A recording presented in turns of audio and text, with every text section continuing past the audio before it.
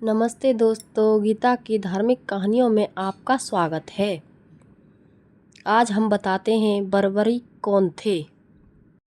बर्बरीक की दुनिया का सर्वश्रेष्ठ धनुर्धर थे। बर्बरीक के लिए 3 बाण ही काफ़ी थे, जिसके बाद बल पर वे कौरवों और पांडवों की पूरी सेना को समाप्त कर सकते थे।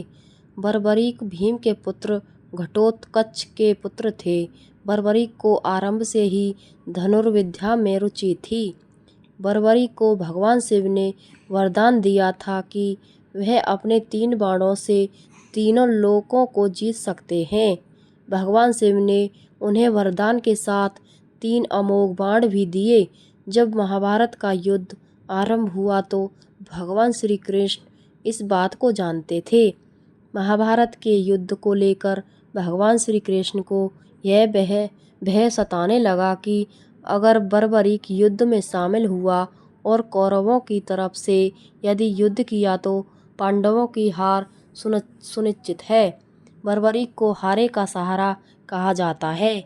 भगवान श्री कृष्ण की चिंता थी कि बर्बरीक हारने वाले सेना का साथ देंगे और कौरवों की इस युद्ध में हार हो रही थी। इसलिए भगवान श्री कृष्ण ने बर्बरीक को युद्ध से दूर रखने की युक्ति निकाली। भेष बदलकर भगवान श्री कृष्ण अर्जुन के साथ बर्बरीक से मिलने पहुँचे। बर्बरीक युद्ध के लिए निकलने ही वाले थे।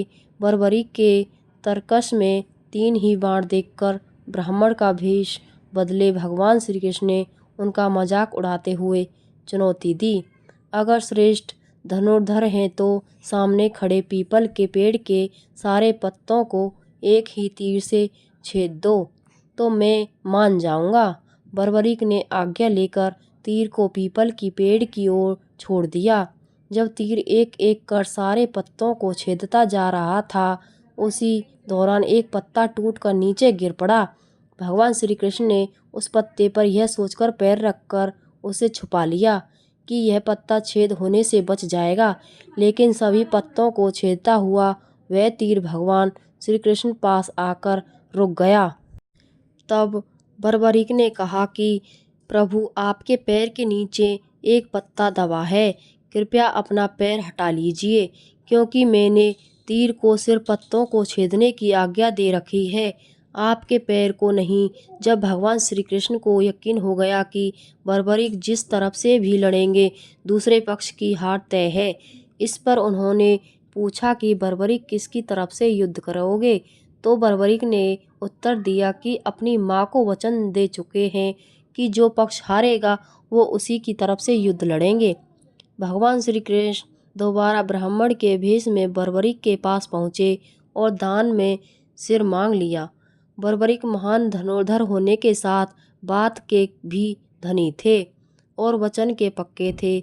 बर्बरीक ने अपना शीश काटने से पहले भगवान श्री कृष्ण से विनती की वे सिर्फ एक बार अपने वास्तविक रूप के दर्शन करा दें।